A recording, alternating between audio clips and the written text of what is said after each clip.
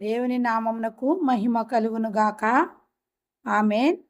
ఈరోజు దేవుని వాగ్దానము కీర్తన 139 కీర్తన.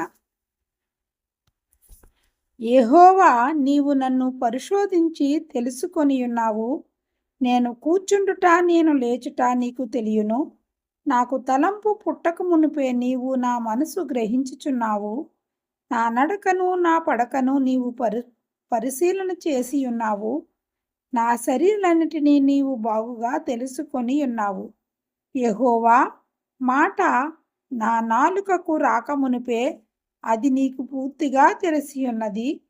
వెనుకను ముందును నీవు నన్ను ఆవరించి ఉన్నావు. నీ చేయి నా మీద ఉంచి ఉన్నావు. దేవుడి వాక్యమును దీవించునుగాక. ఆమేన్. చిన్న ప్రార్థన చేసుకుందామండి.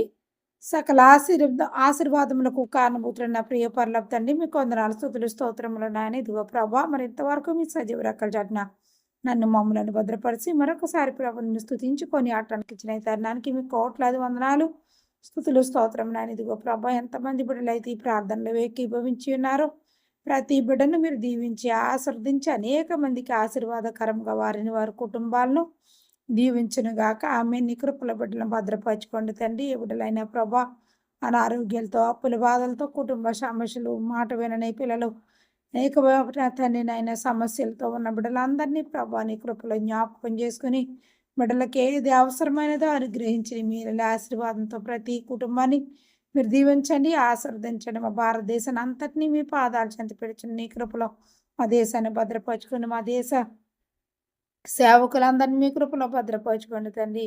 మా దేశ వాహనాలన్నీ ప్రభా నీ కృపలో భద్రపరచుకొని నాయన దేశ సరిహద్దులను కాపలా కాయచున్న బిడ్డలకు మీ కాపుదలను గ్రహించండి. రైతులను దీవించి ఆశీర్వదించండి. వారు వేసిన ప్రతి విత్తనము నూరంతల ఫలాలతో ఫలింపజేసి నీ మేలుల ఆశీర్వాదంతో నింపి మీరే మహిమ ఘనత ప్రభావములు పొందుకొనమని త్వరలో రాను నజరేయుడైన యేసుక్రీస్తు పరిశుద్ధ నామమున అడిగి పొందుకొని ఉన్నాము తండ్రి.